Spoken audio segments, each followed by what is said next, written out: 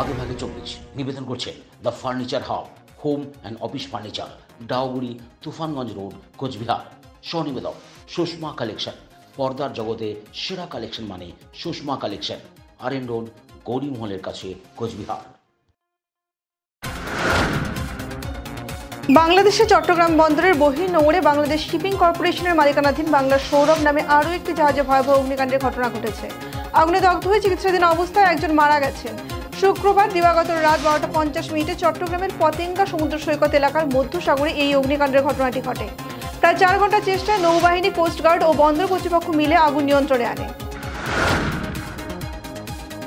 চা পাতায় জমেছে ধুলোর পরত, বাগানের প্রতিটি কোণে জানান দেয় বাগান বন্ধে। শরতের প্রবেশ যেন নিষেধ এই বন্ধ বাগানগুলিতে। তাই তো দুর্গাপুজো নিয়ে নেই কোনো উৎসাহ বন্ধ বাগানগুলিতে। আলোর রোশনাই দূরেই থাক, বন্ধ বাগানের অধিকাংশ বাড়িগুলিতে বিকেল হলে জ্বলে না বাতিও।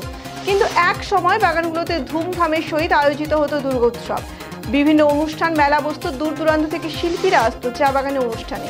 সেই সমস্ত কিছু এখন অতীত। বন্ধ চা বাগানে এখন পুজো হয় নম নম করে। ডুয়ার্সের আলিপুরদুয়ারের প্রতিটি বন্ধ চা বাগানে এক চিত্র। নিম্নচাপের বৃষ্টিতে গঙ্গারামপুরের পুনর্ভবা নদীর বাঁধ ভেঙে যাওয়ায় এলাকা পরিদর্শন করলেন কেন্দ্রীয় মন্ত্রী তথা বালুরঘাটের সাংসদ সুকান্ত মজুমদার। শুক্রবার বিকেলে সুকান্ত বাবু জেলা বিজেপির নেতৃত্ব এই এলাকার বন্যা পরিস্থিতি এলাকা ঘুরে দেখেন, ভেঙে যাওয়া বাঁধও পরিদর্শন করেন। পাশাপাশি স্থানীয় বাসিন্দাদের সাথে কথাও বলেন তিনি। মালদা জেলা পরিষদের বরাদ্দ অর্থে দুটি কাজের আনুষ্ঠানিকভাবে শিলান্যাস হল রতুয়া থানা এলাকায়। প্রথম কাজটি রতুয়া থানার মাকাইয়া এলাকার ড্রেন নির্মাণের কাজে শিলান্যাস করা হয়। মালদা জেলা পরিষদের বরাদ্দ অর্থ প্রায় 19,70,000 টাকা ব্যয়ে ঢাকনাযুক্ত ড্রেনটি নির্মাণ করা হবে।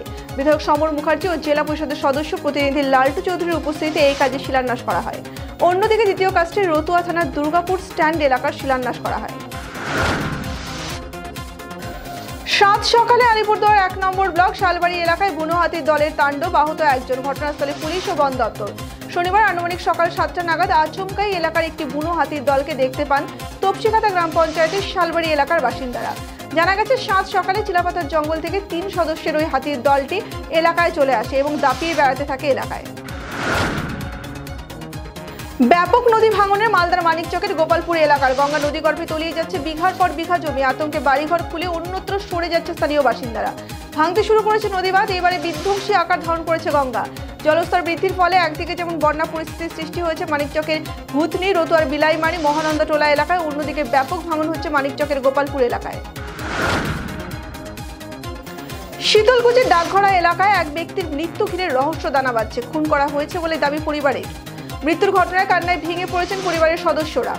জানা গেছে, বেশ কিছুদিন ধরে বাবা ও ছেলের মধ্যে ঝামেলা চলছিল। এমনকি ওই ছেলে বাড়িতে থাকেন না, কাকার বাড়িতে থাকেন। এদিন দেহ উদ্ধারের ঘটনায় চাঞ্চল্য ছড়িয়ে পড়ে। খবর পেয়ে ঘটনাস্থলে আসে শীতলকুচি থানার পুলিশ। রক্তাক্ত অবস্থায় ওই ব্যক্তির দেহ উদ্ধার করে পুলিশ। এলাকায় মদের আসরের বিরুদ্ধে প্রতিবাদ করায় বিজেপির জেলা পরিষদের সদস্যকে মারধর ও খুনের চেষ্টার অভিযোগ তৃণমূলের বিরুদ্ধে।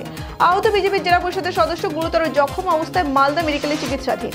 মালদার হাবিবপুর থানার শ্রীরামপুর কলাইবাড়ি এলাকার ঘটনায় থানায় লিখিত অভিযোগ দায়ের। ঘটনায় আটক 1। ঘটনার তদন্ত শুরু করেছে পুলিশ। শনিবার মাথাভাঙার বিভিন্ন মৃৎশিল্পালয়ে গিয়ে দেখা গেল প্রতিমা তৈরিতে ব্যস্ত মৃৎশিল্পীরা।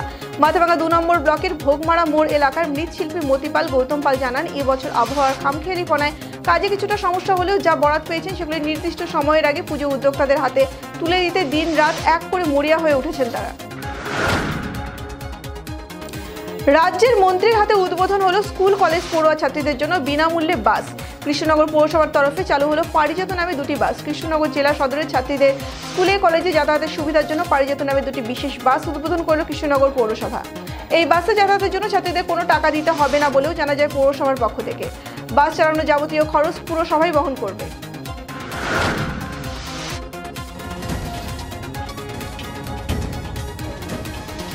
আগেভাগে 24